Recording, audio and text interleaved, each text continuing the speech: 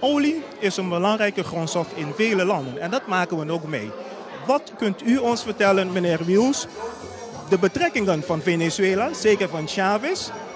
Chavez heeft vaak commentaar op Nederland, de handelswijze van Nederland en de mogelijkheid van de Antillen, Curaçao zelf, om olie aldaar te kunnen winnen. Is dat mogelijk? Is dat belangrijk? Wat is uw visie hierop?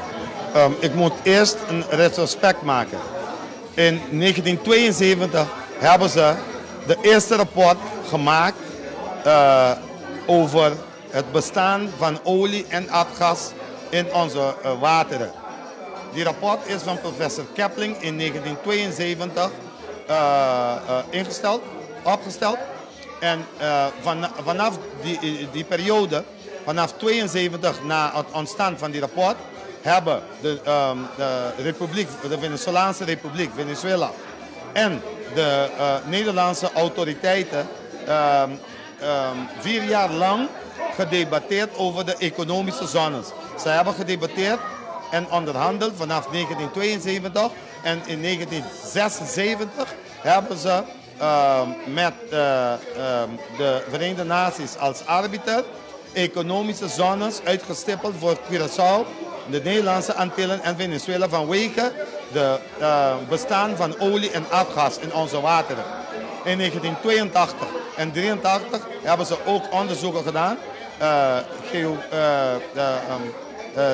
seismologische onderzoeken gemaakt in onze wateren. En er bestaan rapporten, ik heb die rapporten van 72, 82 en 83. Nu hebben ze vorig jaar weer onderzoeken gedaan.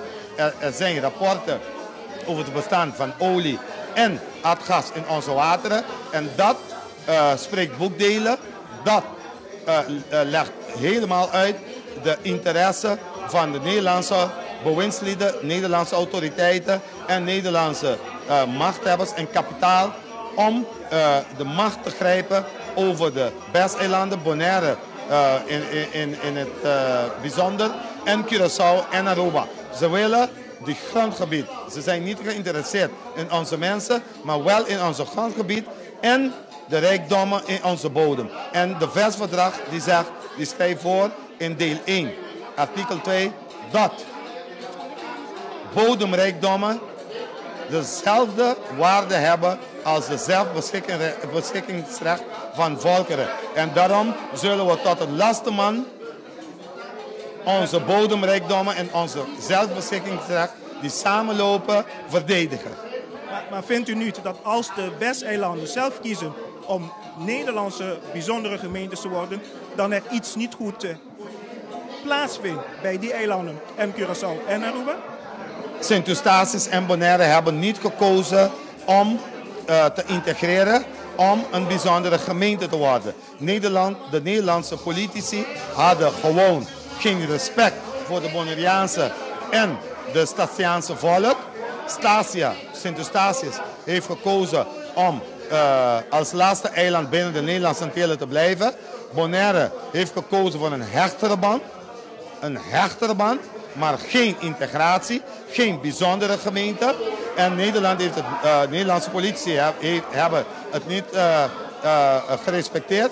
Ze hebben gewoon die landen, Besseilanden genoemd, om een grotere greep te hebben op hun bodemrijkdommen. Meneer Wiels, er lijkt ook een dreigement te ontstaan van de heer Chavez van Venezuela richting Nederland. Klopt dat en wat weet u hiervan? Luister, de beweringen van de Nederlandse autoriteiten zal ik doodgewoon larikoek en apenkool noemen. Ze zijn bezig met een soort stemmingkwekerij om een vijandige situatie te schetsen tussen Venezuela en Curaçao en Aruba, de Nederlandse Antillen, de Bonaire-Windse eilanden. Waarom? Omdat het bestaan van olie en aardgas de belangrijkste motief is achter die stemmingkwekerij. Nederland heeft zich geoorloofd om een verdrag in 1999 te tekenen met de Verenigde Staten.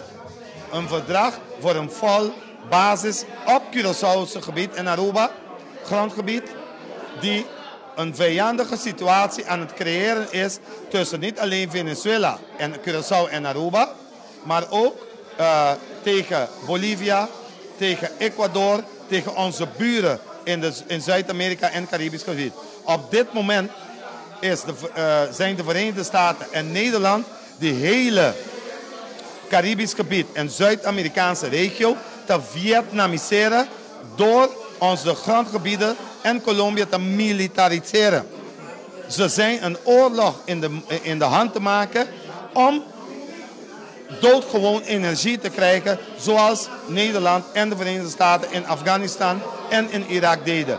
Wat ze deden is gewoon genocide. Meer dan 1 miljoen mensen te doden in Afghanistan en meer dan 600.000 Iraakse burgers te doden alleen maar voor olie achter die idiote verhaal van Saddam Hussein enzovoorts en Bin Laden. Wat ze nu doen is contracten te tekenen met de Shell, met de Exxon, met de ConocoPhillips om olie en aardgas te boren in Irak. Dat was eigenlijk de werkelijke reden. En wat ze nu doen in Curaçao is hetzelfde dat ze in Irak en Afghanistan aan het doen zijn.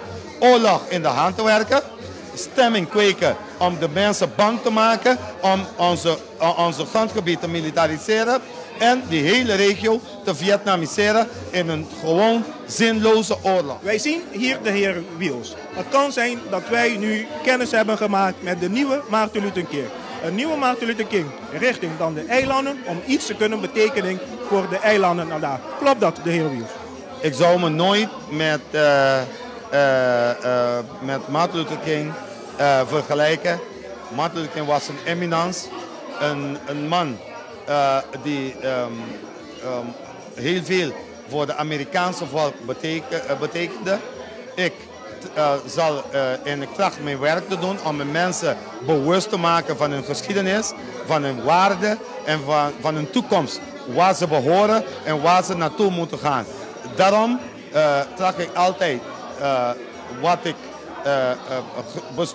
gestudeerd heb en beleefd heb door te geven aan mijn mensen, zodat ze zich waardig voelen en aan hun toekomst, zelf aan hun toekomst kunnen werken, verantwoordelijk leven en hun kinderen hun geschiedenis doorvertellen. Want het is heel belangrijk om mijn mensen te laten weten wie ze zijn en waar ze naartoe gaan. Martin Luther King heeft hetzelfde gedaan, maar ik zou mezelf nooit met een eminence als Martin Luther King vergelijken. Nee, ik leef in een andere tijd, ik leef in een andere deel van de wereld en ik heb mijn eigen geschiedenis en mijn eigen toekomst. Dit is de heer Wiels.